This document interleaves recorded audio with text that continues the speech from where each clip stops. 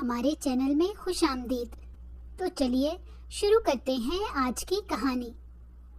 ٹانگ پر ٹانگ رکھے وہ سگریٹ کی گہری کش لگا رہا تھا جب ملازم ہڑبڑاتا ہوا بنا اجازت اس کے کمرے میں چلایا۔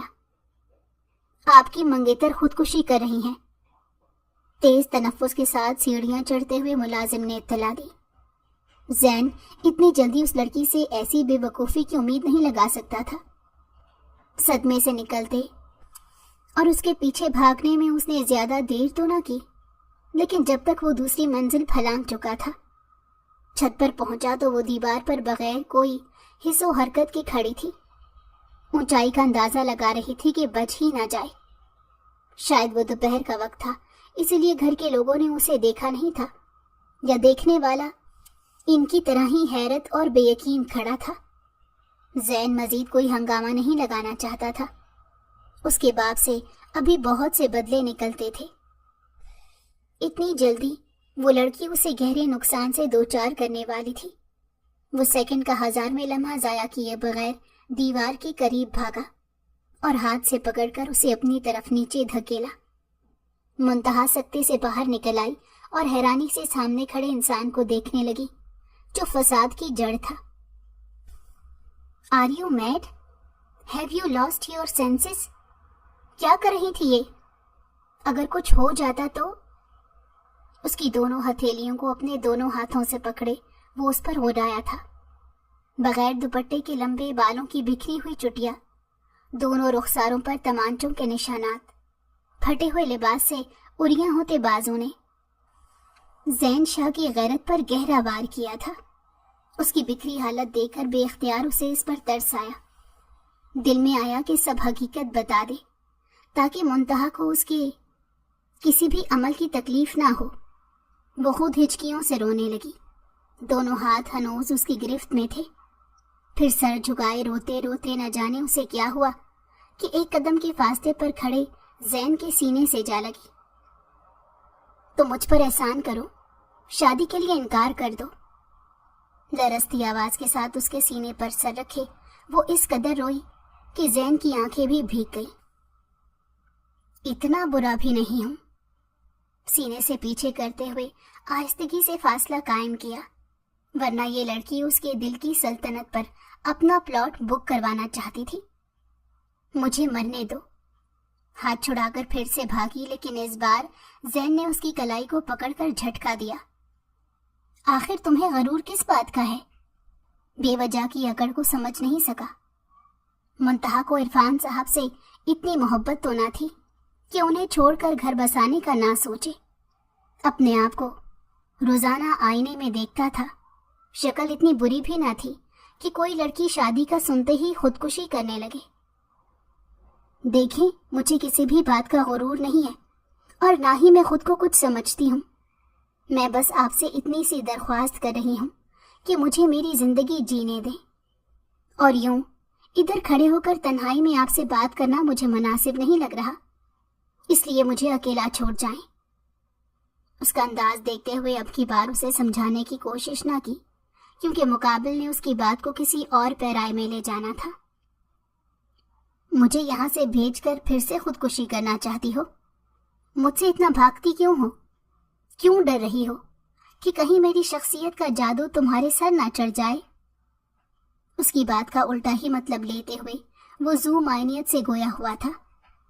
اس کی مسکراہٹ منتہا کے زخموں پر جلتی پر تیل کا کام کر رہی تھی۔ آپ کا دماغ خراب ہو گیا ہے، اسی لیے ایسی فضولیات منہ سے نکال رہے ہیں۔ ہٹے میرے راستے سے۔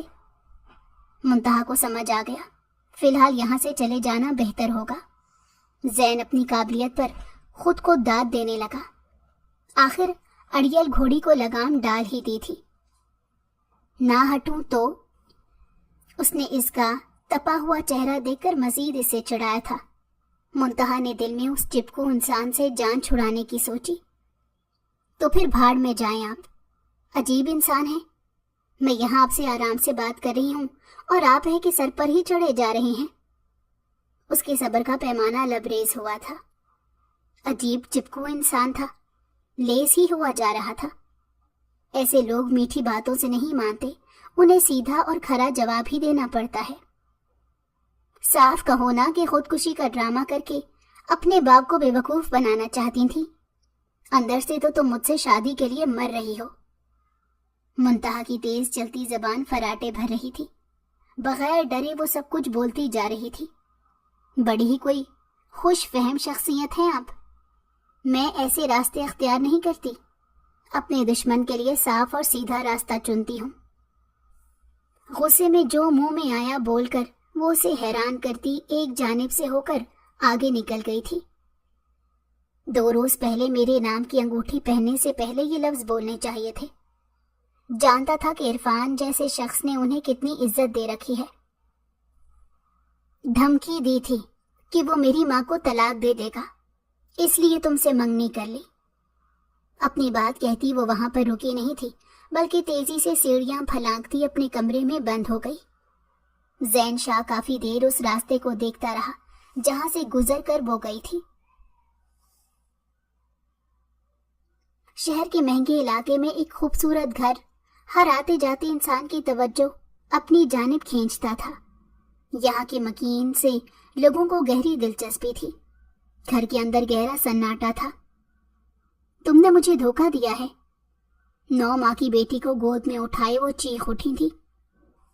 ایک عورت شاید ہمیشہ سے خود کو کمزور سمجھتی آئی ہے، تبھی مرد آسانی سے اس پر سلطنت قائم کر لیتا ہے۔ اتنے دن کے ڈرامے کا دی اینڈ تو آنا ہی تھا۔ عرفان صاحب نے بیزاریت سے خوبصورت عورت کو دیکھا جس کی خوبصورتی سے انہیں کوئی دلچسپی نہیں تھی۔ کیسا دھوکہ دیا؟ وہ لاتعلق بنے بیٹھے تھے، انہیں جو چاہیے تھا وہ حاصل کر چکے تھے۔ تم نے شایان شاہ کو دھوکہ دیا ہے، تم نے مجھ سے جھوٹ بولا۔ اس شخص پر کتنا اعتبار کیا تھا انہوں نے، اپنے گھر کو خود ہی آگ لگا دی۔ دراصل تم دونوں میاں بیوی ضرورت سے زیادہ بے وقوف ہو۔ وہ ہنسے تھے۔ عرفان صرف دولت کا بھوکا تھا۔ عرفان اور شایان کی دوستی طالب علمی کے زمانے سے تھی، جب اکثر شایان بغیر کہے ہی عرفان کی مدد کر دیا کرتا تھا۔ عرفان کو کبھی محسوس نہیں کروایا کہ وہ لوور مڈل کلاس گھرانے سے تعلق رکھتا ہے۔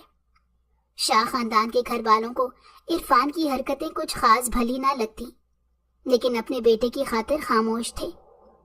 عرفان دل ہی دل میں شایان سے نفرت کرنے لگا۔ جو چیز اسے اپنی زندگی میں چاہیے تھی وہ شایان کو بن کہے مل گئی تھی۔ آرزو سے محبت ان دونوں کو ہی تھی، لیکن آرزو نے عرفان کے بجائے شایان کا ہاتھ پکڑا تھا۔ سینے پر آگ سی بھڑکی تھی۔ عرفان نے دونوں سے بدلہ لینے کا سوچ لیا تھا۔ دن بدن ان کی دوستی بظاہر بڑھتی چلی جا رہی تھی۔ شایان اپنی جان تک دینے کو حاضر ہو جاتا تھا، لیکن عرفان کی جانب سے ہمیشہ سے یہ دوستی نہیں بلکہ ایک دشمنی ہی تھی۔ شایان نے آرزو سے شادی کر کے گھر بسا لیا۔ عرفان ایک اندیکھی آگ میں جل رہا تھا۔ بہت جلد اس کے برے ارادوں نے گھر کو تباہ کر دینا تھا۔ شایان عرفان کے ساتھ مل کر بزنس کرنے لگا تھا، اور بزنس میں دن بدن گھاٹے ہونے لگے۔ ارے تمہیں تو شایان جیسے انسان کا شکر گزار ہونا چاہیے جس نے تمہیں گندی نالی کے کیڑے سے اٹھا کر ایک بڑی کوٹھی کا مالک بنا دیا۔ آرزو کی بات پر عرفان نے تمانچہ رسید کیا۔ کم ظرف لوگ کسی کا احسان یاد نہیں رکھتے بلکہ جڑیں ہی کاٹ دیتے ہیں۔ شایان نے اس معاملے کی کھوج لگانا شروع کی تو معلوم ہوا کہ عرفان اس سے دھوکہ دے رہا ہے۔ ان کے لیے یقین کرنا مشکل تھا۔ جس دوست کو بھائی کی طرح چاہا وہی ان کے خلاف ہو گیا تھا۔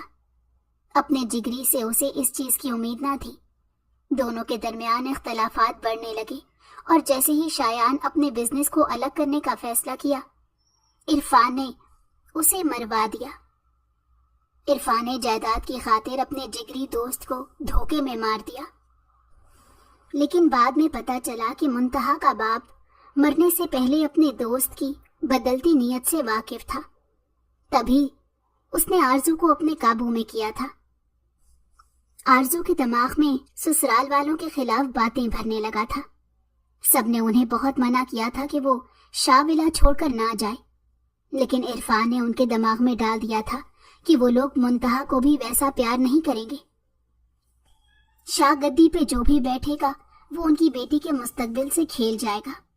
اسی خوف سے وہ اندھے کنویں میں چھلانگ لگا چکی تھی۔ اس میں کوئی برائی نہیں ہے، اپنی خواہشات کی خاطر انسان کو کسی نہ کسی کی جان تو لینی ہی پڑتی ہے۔ ویسے تم فکر مت کرو، تمہیں اس گھر میں پناہ دے دوں گا۔ آرزو سے انہیں کوئی محبت نہ تھی، بلکہ اس کی خوبصورتی کو دیکھ کے دل میں ہوس پیدا ہو چکی تھی۔ شایان کی بیوی ہونے کا جرمانہ انہیں ہر روز عرفان سے مار کھا کر ادا کرنا پڑتا۔ شایان صاحب کی موت کے بعد عرفان نے جھوٹ موٹ کے بہت آنسو بہائے تھے اور ساتھ آرزو کو شیشے میں اتار لیا تھا۔ اس کی ساری جائیداد کو اپنے نام کروا لیا۔ آدھے سے زیادہ حصہ تو شایان نے اپنی زندگی میں ہی آرزو کے بجائے منتہا کے نام کر دیا تھا۔ آرزو کی عدت ختم ہو گئی، عرفان نے انہیں اپنے نکاح میں لے لیا، ساتھ ہی یہ وعدہ بھی کیا کہ وہ ان کی پوری حفاظت کرے گا۔ آرزو کی زندگی کا یہ بہت غلط فیصلہ تھا۔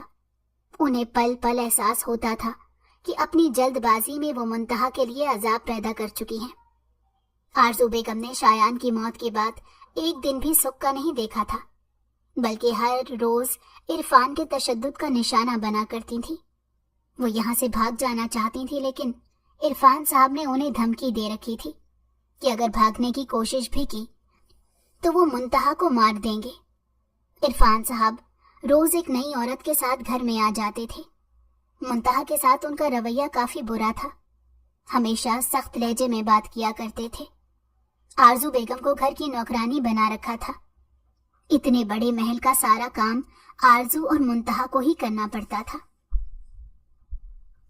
منتہا اس بڑے گھر سے دل نہیں لگانا چاہتی تھی۔ اس کی ماں نے شروع دن سے ایسی تربیت کی تھی کہ وہ اپنی حیثیت کو اچھے سے پہچانتی تھی۔ اپنے خوابوں کی دنیا میں اپنا الگ گھر بنانا چاہتی تھی جو صرف اس کا ہو۔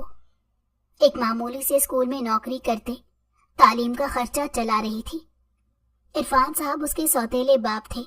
یہ گھر اس کی عارضی پناہ گاہ تھا، جہاں اس کی ماں کو بات بات پر نکلنے کا نہ کہا جائے۔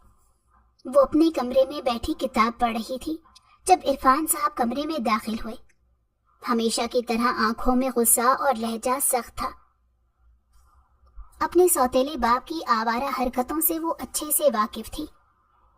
مجھے تجھ سے کچھ بات کرنی ہے، اس نے کہا۔ آمنہ کو ان کا یوں منہ اٹھا کر کمرے میں آنا پسند نہیں آیا تھا۔ جی، اس نے تو گھر کے سارے کام وقت پر کر دیے تھے۔ میں نے فیصلہ کیا ہے کہ تمہاری شادی کر دوں۔ عرفان کی بات پر منتہا نے نظر اٹھا کر انہیں دیکھا۔ کیا اس کا خریدار مل چکا تھا؟ ابھی تو راہیں بہت کٹھن تھی۔ میری شادی؟ لیکن کیوں؟ مجھے کسی سے شادی نہیں کرنی۔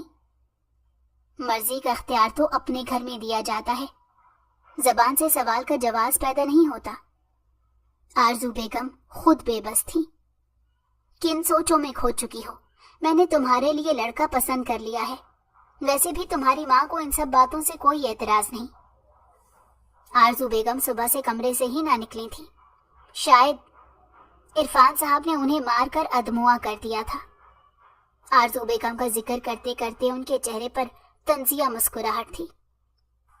نہ جانے ایسا کون سا باب تھا جو ابھی کھلا نہیں تھا۔ لیکن ابھی میں پڑھنا چاہتی ہوں۔ آپ نے کہا تھا کہ میں جتنا مرضی چاہوں پڑھ سکتی ہوں۔ ویسے میرے خریدار کتنے میں مجھے خریدنے میں راضی ہوئے ہیں؟ عرفان صاحب اس جڑ کو ابھی تک مار چکے ہوتے، لیکن شایان صاحب کی ساری دولت حاصل کرنے کے لیے انہیں ماں بیٹی کو پالنا ہی پڑا۔ کب تک تمہاری ذمہ داری کو اٹھا کر پھرتا رہوں گا؟ اور ویسے بھی تم ماں بیٹی نے مجھے زندگی میں دیا ہی کیا ہے؟ اگر ایک آدھ خریدار مجھے مل چکا ہے تو اپنی قیمت وصول کرنے سے باز تھوڑا ہی آؤں گا۔ منتہا اس بار مہرا نہیں بننا چاہتی تھی۔ وہ اتنی گئی گزری لڑکی نہیں تھی کہ اپنی قیمت لگواتی۔ اس کی رگوں میں شایان شاہ کا خون تھا۔ آپ کو خریدار ضرور مل چکا ہوگا، لیکن میں کوئی طوائف نہیں ہوں، اسی لیے مجھے یہ شادی منظور نہیں۔ عرفان صاحب اس کی بات پر گویا ایسے ہنسے جیسے کوئی لطیفہ سن لیا ہو۔ تمہیں اور تمہاری ماں کو یہاں بحث کا کوئی اختیار نہیں دیا گیا۔ اگر اپنی ماں کی زندگی چاہتی ہو तो खामोशी से मेरे साथ बाहर चलो। ज़ैन शाह एक अयाश तबीयत का मालिक था और उनसे मुलाकात अपने घर की एक पार्टी के दौरान हुई थी। करोड़ों की डील को साइन करने के लिए ज़ैन ने मुंतहा शाह को पाने की शर्त रखी थी। मुंतहा अपनी माँ की मौत का सुनते ही सत्ते में चली गई थी। चादर से खुद को अच्छे से छुपाते वो ज़ैन शाह के सामने हाजिर हुई। दिल में एतराफ किया कि ये भी इरफान साहब जैसा कोई मर्द है जो एक औरत को खरीदने की खातिर आया है। ज़ैन एक नजर उसे देखकर अपनी निगाहें बदल चुका। इरफान साहब खुद भी वहां से जा चुके थे। कुछ दिन के बाद इरफान साहब ने मंगनी का इंतजाम किया और पूरी दुनिया के सामने यही जाहिर किया कि मुंतहा शाह उनकी अपनी बेटी है। सब लोग बढ़ चढ़ कर आए थे। कुछ तो काफी हैरान हुए, इतने सालों बाद इरफान साहब की बेटी कहां से जिंदा हो गई। मुंतहा की खूबसूरती देखकर सभी राल टपका रहे थे कि काश उन्हें पहले इल्म होता तो मुंतहा का सौदा कर लेते। शाह खानदान को इतने अरसे बाद आरजू बेगम अपने रूबरू देखकर घबरा सी गई थी। उन्हें समझ नहीं आया कि वो इतने सालों बाद आखिर किस इरादे से सामने आए। सिर्फ मुंतहा इस सारे खेल से बेखबर थी। बाकी सबको मालूम था कि आरजू बेगम का इस खानदान से कितना गहरा ताल्लुक रह चुका है। तुम यहाँ से भाग जाओ, मैंने तुम्हारा इंतजाम कर दिया है। आरजू बेगम कब से मुंतहा को समझाने की कोशिश कर रही थी कि वो यहाँ से भाग जाए। हकीकत बताने के बजाय उन्होंने सिर्फ इतना कहा था कि ज़ैन एक अच्छा लड़का नहीं है। वो नहीं चाहती कि जैसे इरफान के साथ उनकी जिंदगी तबाह हुई वैसे ही ज़ैन मुंतहा की जिंदगी को तबाह कर दे। लेकिन इरफान अंकल आपको मार देंगे। खौफजदा होते हुए अपनी माँ को देखा। वो तो आरजू बेगम को भी अपने साथ ले जाना चाहती थी, लेकिन आरजू बेगम ने सख्ती से मना कर दिया कि अगर वो उनके साथ कहीं गई तो मुंतहा का पकड़े जाना यकीनी होगा। मैंने अपनी जिंदगी जी ली और मेरी जिंदगी के कुछ गलत फैसलों ने हमें इस मुकाम पर ला खड़ा किया। तुम यहाँ से भाग जाओ, तुम्हें मेरी कसम है। रात की आखिरी पहर वो इरफान साहब के कीमती महल से भाग चुकी थी और अगली सुबह ये ज़ैन आग बगोला हुए इरफान साहब का कॉलर पकड़ चुका था। इरफान साहब अच्छे खासे पैसे लेकर खा चुके थे। ज़ैन ने उनसे अपना आखिरी कॉन्ट्रैक्ट भी खत्म कर दिया था। हर कोई आरजू बेगम को इल्जाम दे रहा था। इरफान साहब ने तो उन्हें मारकर दुनिया से ही रुखसत कर दिया। अपने नुकसान के बाद वो आग बगोला हुए फिर रहे थे। सारी भरपाई वो मुंतहा को बेच कर करना चाहते थे। मुंतहा के पीछे अपने कुत्ते लगा दिए थे। ज़ैन शाह को ये गवारा कहाँ था कि उसकी मंगेतर शादी से पहले यहाँ से भाग चुकी है। आरजू बेगम की मौत की खबर मुंतहा तक भी किसी तरीके से पहुंच ही चुकी थी। उसकी वापसी के सारे रास्ते बंद हो गए थे। इरफान साहब ने उसके पांव से जैसे आखिरी जंजीर भी उतार फेंकी। अपनी माँ का आखिरी बार भी वो दीदार न कर सकी। मुंतहा को एक निजी स्कूल में नौकरी मिल गई थी। अपने सौतेले बाप और मंगेतर से बचने को हमेशा चेहरे पर नकाब चढ़ाए रखती थी ताकि कोई उसे पहचान न सके। स्कूल से बाहर निकलते उसका दिल तेजी से धड़क रहा था। ज़ैन शाह को देखते हुए भी नजरें मोड़ गई। दिल में मंतर पड़ने लगी कि काश गायब हो सके। जिस शख्स से भागने को उसने ये रुसवाई काटी थी वो बहरूपिया उसके रूबरू खड़ा था। इरफान साहब की जेल में गुजरे लम्हात आंखों के सामने से घूमने लगे तो रूह तक पे लगे सारे जख्म फिर से हरे हो गए। गाड़ी में बैठो आकर, तुम्हें ड्रॉप कर देता हूं मैं। फकत एक निगाह उसके चेहरे पर डालकर नजरों का जाविया बदलता ज़ैन हुक्मिया लहजे में कह गया। मुंतहा जानती थी कि इरादा छोड़ने का नहीं है। 2 महीनों बाद उसे अपने सामने देखकर दिल में गुस्सा फिर से जाग उठा था। कैसे बताता कि इतने दिन वो उसके लिए कितना परेशान रहा।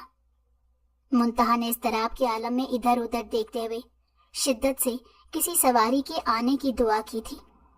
अपने पकड़े जाने के बाद भी वो खुद को मजबूत जाहिर कर रही थी। सुनाई नहीं दे रहा क्या? कुछ कहा है मैंने तुमसे, या फिर बहरी हो गई हो? अगर यहाँ पर अपना तमाशा नहीं लगाना चाहती तो चुपचाप गाड़ी में बैठ जाओ। तंज के तीर चलाते एकदम से चीखा।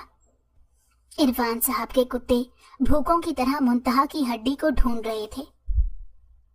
میری گاڑی آ رہی ہے، میں خود چلے جاؤں گی۔ وہ ایک دم ہڑبڑائی اور اسے جواب دیتی تیزی سے وہاں سے پیدل چلتی آگے بڑھ گئی۔ ہر بار وہ زین شاہ کی بات کو رد کر دیتی تھی۔ اس بار زین اسے چھوڑنے کے ارادے سے نہیں آیا تھا۔ منتہا نے تھوک نکلا اور دل میں یاد کی گئی ساری دعائیں پڑھنے لگی۔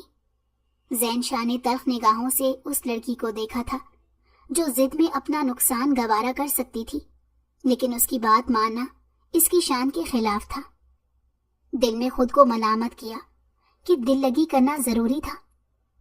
سختی سے لب بھینچے وہ گاڑی آگے بڑھا گیا۔ دیکھنا چاہتا تھا کہ آخر وہ کتنا صبر آزما سکتی ہے۔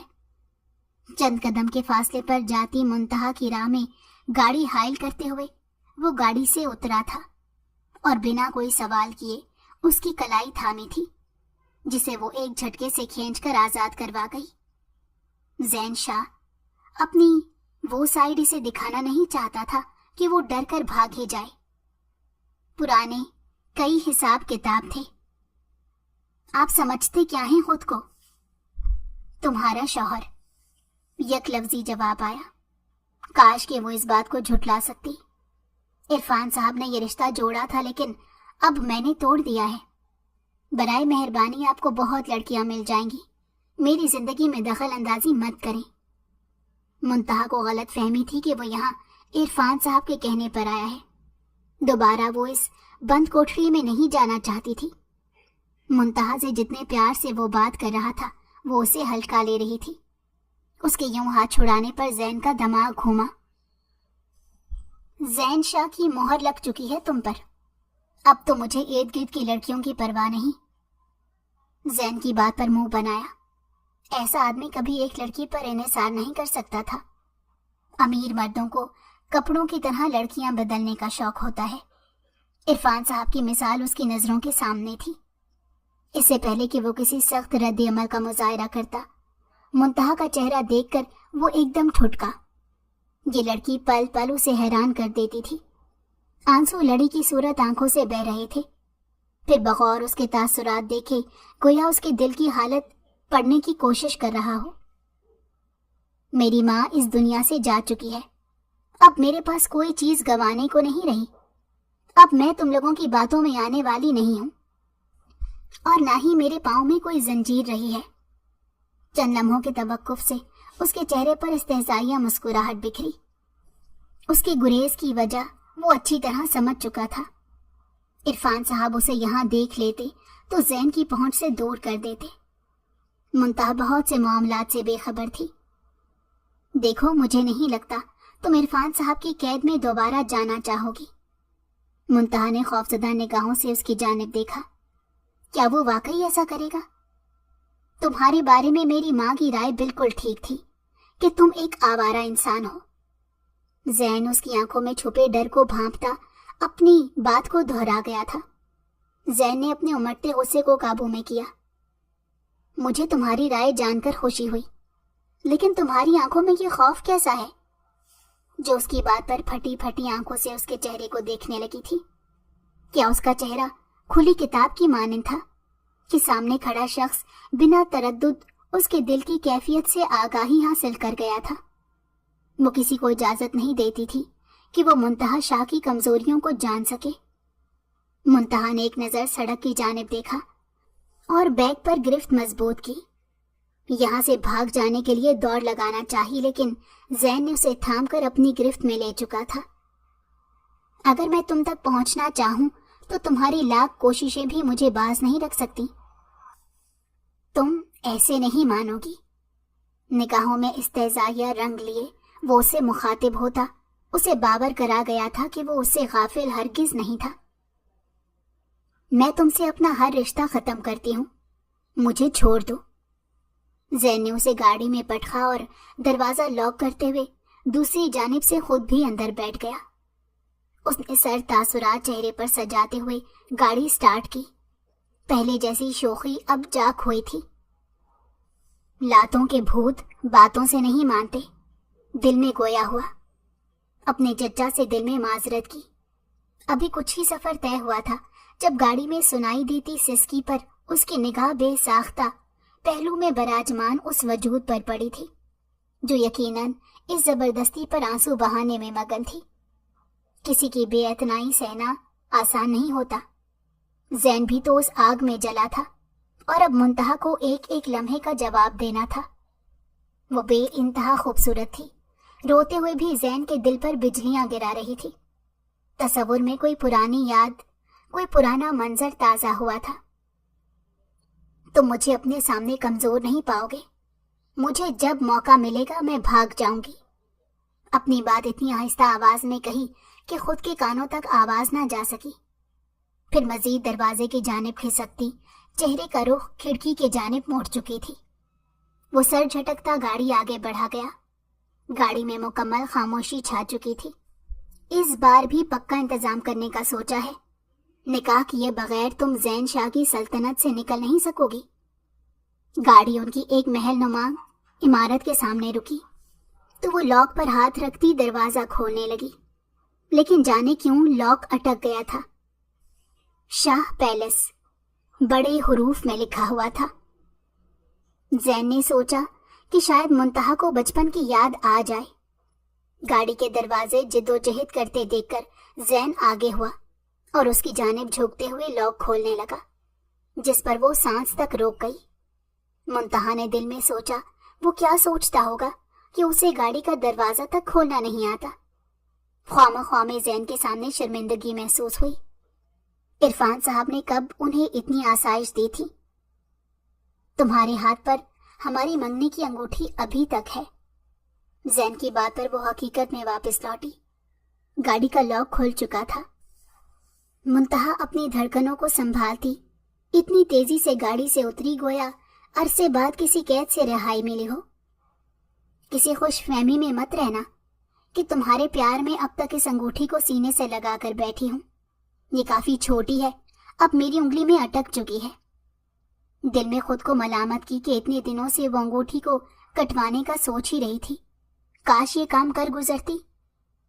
वजह जो भी हो, लेकिन तुमने खुद के लिए बहुत अच्छा फैसला किया, वरना उसकी सजा भी भुगतनी पड़ जाती। इतने बड़े महल को खाली देखकर मुंतहा का दिल तेजी से धड़क उठा। वो जोर जोर से चीखने लगी कि एक अकेली कमजोर औरत के साथ जैन कुछ गलत ही ना कर दे। चीखो मत। मुंतहा का चीख चीख कर गला बैठ चुका था। वो गहरे सांस भरते हुए उस जालिम सितमगर को देखने लगी। तुम मुझे यहाँ क्यों लाए हो? जैन शाह ने मुस्कुराहट रोकर संजीदगी से उसे देखा कि क्या वो वाकई नहीं जानती कि उसे यहाँ क्यों लाया गया है। इस घर को देखकर मुंतहा के चेहरे पर कोई पुरानी याद ताजा ना हुई। जैन को दिली अफसोस हुआ था। चलो एक डील करते हैं। मुंतहा ने सर उठाया, अपने आंसुओं पर बंद बांधा। जैन शाह का मुंतहा से कोई वास्ता नहीं था और ना ही मजीद वो इस लड़की की चीखें बर्दाश्त करने के हक में था। मुंतहा उससे किसी अच्छी डील की उम्मीद नहीं रखती थी। ये बिजनेसमैन हर डील में उसे गिराना ही चाहेगा। कैसी डील? जैन शाह चलता हुआ उसके सामने सोफे पर बैठा, मुंतहा के खूबसूरत खदोखाल को दिल में उतारने लगा। तुम और मैं दुनिया के सामने निकाह कर लेते हैं। जैसे ही मेरा मकसद पूरा होगा मैं तुम्हें तलाक दे दूंगा। उसकी बात सुनकर मुंतहा का दिमाग गुस्से से फटने को आ गया। क्या ये आदमी उसे टिश्यू पेपर की तरह इस्तेमाल करके फेंक देना चाहता है? तुमने निकाह को समझ क्या रखा है? मुझे टिश्यू पेपर की तरह इस्तेमाल करके फेंक देना चाहते हो? अपनी बेकदरी पर चीख ही तो उठी थी। जैन को उसका लबो लहजा बिल्कुल पसंद नहीं आया। अगर वो उसके दिल अजीज चचा की बेटी ना होती तो जरूर सबक सिखाता। मुंतहा, तुम इस दुनिया की वाहिद खूबसूरत लड़की नहीं हो जिसके साथ मैं अपना वक्त बर्बाद करूं। दिल तो जल ही उठा था, लेकिन जबान से अंगारे बरसाने लगा। ये लड़की जैन शाह को समझती क्या है? क्या वो इतना गया गुजरा है? फिर छोड़ क्यों नहीं देते? तंजिया हंसते हुए जैसे उसकी बात का मजाक बनाने की कोशिश की हो। अगर तुम चाहती हो कि मैं तुम्हें छोड़ दूं, तो ठीक है, मैं अभी इरफान साहब को कॉल करता हूं, वो तुम्हें ले जाएं। जैन ने दुखती रग पर हाथ रखा। जानता था कि मुकाबिल को कैसे काबू करना है। तुम बताओ, تم کیوں عرفان صاحب سے بدلہ لینے کو مجھے استعمال کرنا چاہتے ہو؟ اپنے لفظوں کی تصحیح کرو منتہا شاہ، مجھے اپنا بدلہ لینے کے لیے کسی لڑکی کو مہرا بنانے کی ضرورت نہیں ہے۔ منتہا نے حیرت سے اس دوغلے انسان کو دیکھا کہ پھر وہ نکاح کس لیے کرنا چاہتا ہے؟ پھر نکاح تم نے کس کو دکھانے کو کرنا ہے؟ میڈم، تمہاری حفاظت کے لیے میں تم سے نکاح کرنا چاہتا ہوں۔ آرزو چچی کے ہوتے ہوئے تم وہاں محفوظ تھی، ورنہ عرفان جیسا بھیڑیا کب کا تمہیں اپنی درندگی کا نشانہ بنا چکا ہوتا۔ یہ نکاح تمہارے سوتیلے باپ کی موت ہوتے ہی ختم کر دیں گے۔ منتہا نے خود کو سنبھالنے کو صوفے کو تھاما تھا۔ تم میری ماما کو چچی کیوں کہہ رہے ہو؟ منتہا، تمہیں یہاں آ کر کچھ بھی یاد نہیں آیا کیا؟ بچپن میں 2 بار میرے بابا، تمہارے تایا، تمہیں یہاں لے کر آئے تھے۔ میں تمہارا کزن زین شاہ ہوں۔ اتنے عرصے سے وہ اپنوں سے ملنے کو بھاگ رہی تھی، لیکن زین شاہ اس کے سامنے حقیقت کی صورت اختیار کیے کھڑا تھا۔ تم لوگ اتنے عرصے سے کہاں تھے؟ چچی نے ہمیں روکا ہوا تھا کہ تم سے کوئی رابطہ نہ رکھا جائے۔ عرفان تم دونوں کو مارنے کی دھمکیاں دیا کرتا تھا، تبھی ہم پیچھے ہٹ گئے۔ ابھی تک وہ یقین نہیں کر پا رہی تھی کہ سامنے اس کے اپنے تایا کا بیٹا کھڑا ہے۔ ہم اس شادی کو ایک کانٹریکٹ کی طرح کریں گے۔ مجھے عرفان صاحب سے بدلہ لینے سے پہلے تمہاری حفاظت یقینی بنانی ہے، ورنہ وہ تمہیں نقصان پہنچانے کو کسی حد تک بھی جا سکتا ہے۔ منتہا کے دل میں ایک گھونسا سا پڑا کہ وہ انسان صرف مجبوری کی خاطر اس سے نکاح کر رہا ہے۔ عورت بہت معصوم ہوتی ہے، وہ چاہتی ہے کہ مرد کے دل میں اس کی اپنی ہی سلطنت ہو۔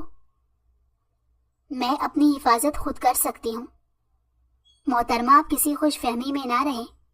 اگر آج میں آپ کو وہاں سے نہ لاتا تو آپ عرفان کے بندے تمہیں پکڑ کر لے جا چکے ہوتے۔ اسی لیے ایک کام پر فوکس کرنے سے پہلے تو تمہارے مسائل حل کرنا چاہتا ہوں۔ تم مجھ پر بھروسہ کر سکتی ہو، اب تو اتنا رشتہ بن ہی گیا ہے۔ تمہارے عرفان صاحب سے کون سے ایسے پرانے پھڈے نکل آئے ہیں؟ اپنے باپ کے متعلق یا ان کے قاتل کے متعلق تو کبھی آرزو بیگم نے اسے کچھ بتایا ہی نہیں تھا۔ انہیں یہ ڈر تھا کہ کہیں یہ لڑکی ان سے نفرت ہی نہ کرنے لگ پڑے۔ وہ چپ چاپ ایک ڈائری لکھتی جاتی تھی، اور وہ ڈائری اب عرفان صاحب کے کمرے میں دفن ہو گئی تھی۔ کیا آرزو چچی نے تمہیں شایان چچا کے بارے میں کچھ نہیں بتایا؟ وہ کافی حیران ہوا تھا کہ یہ لڑکی شاید واقعی کچھ نہیں جانتی، یا پھر جانتے ہوئے بھی ناٹک کر رہی ہے۔ مجھے میرے باپ کی تصویر کے علاوہ کبھی کسی نے کچھ نہیں بتایا۔ جب کبھی بھی میں نے اماں سے اس متعلق کچھ پوچھنے کی کوشش بھی کی تو وہ ہمیشہ مجھے خاموش کروا دیا کرتی تھی۔ زین نے سر ہلایا اور پھر شایان شاہ کی موت کے بارے میں بتانے لگا۔ جیسے جیسے منتہا سنتی گئی ویسے ہی رونگٹے کھڑے ہو گئے کہ اتنے عرصے وہ اپنے باپ کے قاتل کے ساتھ رہ رہی تھی۔ کیا تم اب بھی یہ نکاح نہیں کرنا چاہتی؟ منتہا نے بغیر کچھ کہے اپنی رضامندی دے دی۔ دونوں نے نکاح بے حد سادگی سے کیا تھا۔ زین شاہ نے مولوی اور مہمانوں کو رخصت کر کے منتہا کو اس کا کمرہ دکھایا۔ زین شاہ نے دوستی کا ہاتھ بڑھا کر دشمنی کی ابتدا کی تھی۔ عرفان صاحب کم وقت میں زیادہ بھروسہ کرنے لگے تھے۔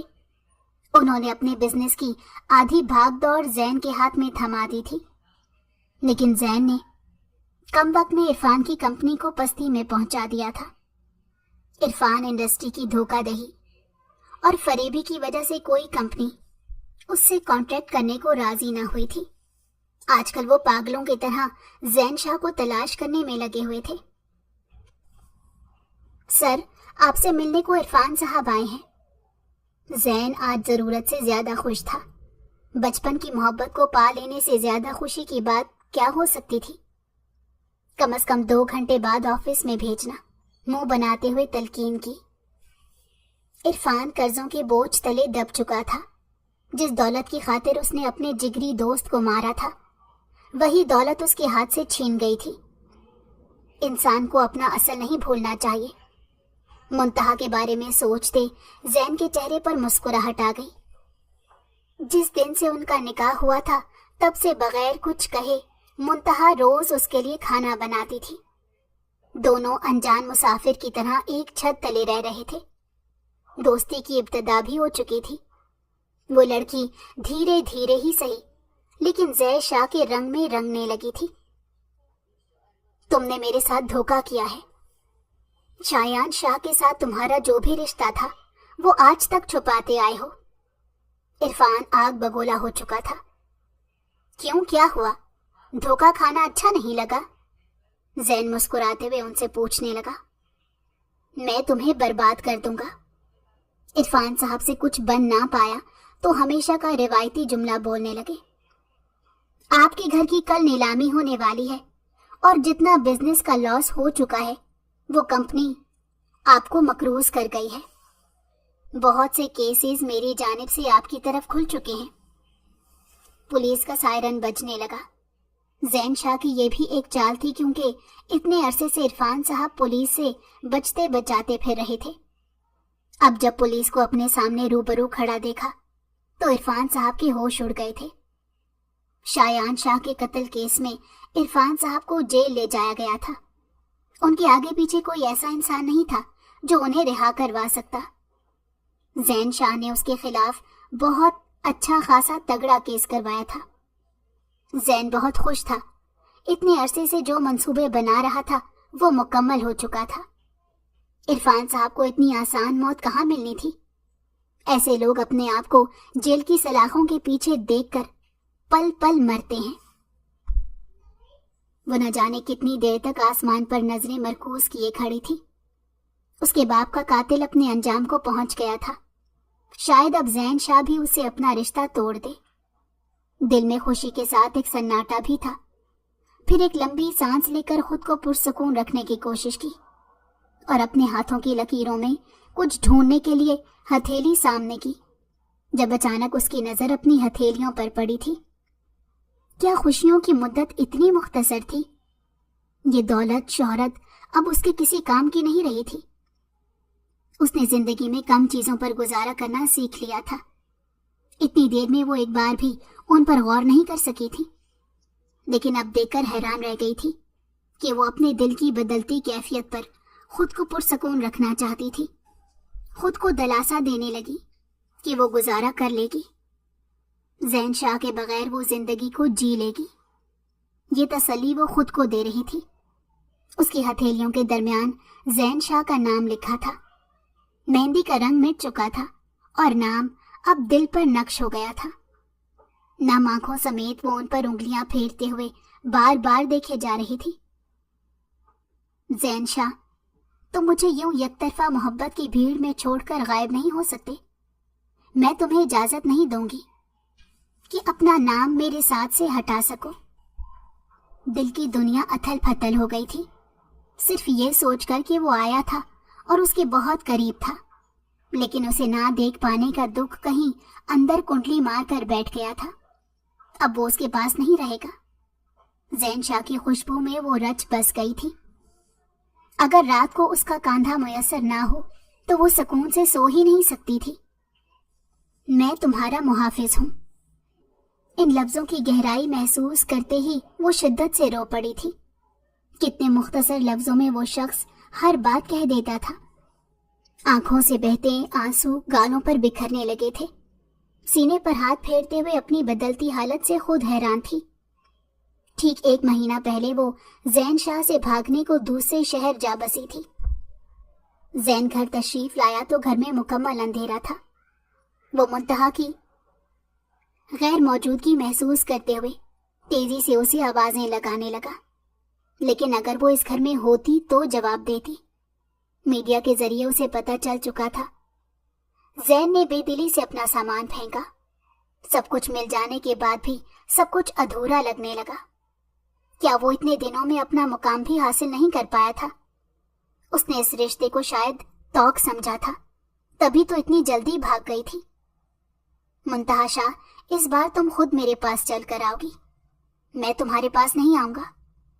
دل میں پکا ارادہ کرتا خود کو کمرے میں بند کر لیا۔ ساری رات دونوں الگ الگ بستر پر کروٹ بدلتے رہے تھے۔ मुंतहा का लिखा खत अभी तक जैन ने पढ़ा ही नहीं था। अगली सुबह नाश्ते की टेबल पर पड़ा खत देकर वो बेदिली से खोलने लगा। सारी रात जागने के सबब आंखें सुर्ख थीं, सर दर्द से फट रहा था। मेरे प्यारे शौहर, मुझे नहीं मालूम कब मैं तुमसे मोहब्बत करने लगी। जब मोहब्बत की मंजिलें तय की तो दिल में खौफ सा पैदा हो गया, कोई तुम्हें मुझसे छीन ना ले। ये रिश्ता शराइत पर तय किया गया था। अब जब उस रिश्ते की वजह ही खत्म हो चुकी है तो मुझे ये डर है कि कहीं तुम मुझसे ये रिश्ता तोड़ ना लो। मैं तुम्हारी जिंदगी से जा रही हूँ, चाहो तो दूसरी शादी कर लेना, लेकिन मुझसे अपना नाम मत छीनना। जैन को अफसोस हुआ कि क्या इतने दिनों से वो लड़की समझ ना सकी। जैन शाह हर ऐरी गैरी औरत की इतनी परवाह नहीं करता, वो इसके लिए खास थी, तभी उसकी परवाह किए बैठा था। जैन ने कागज जेब में डालते बगैर नाश्ता किए गाड़ी बाहर को निकाली और गर्ल्स हॉस्टल के सामने जाकर ब्रेक लगाई। मिसेस मुंतहा शाह, आपको लगता है आपका शौहर आवारा है जो हर किसी को मुंह लगा लेगा? बचपन से यार तुमसे मोहब्बत की है। अगर मैं इस रिश्ते को खुद से आगे नहीं बढ़ा रहा था तो वजह आप ही थी। आप पर जुल्म नहीं करना चाहता था। मैं पागल हूं जो तुम्हें तलाक दूंगा। चलो वापस घर चलो। उसके सर पर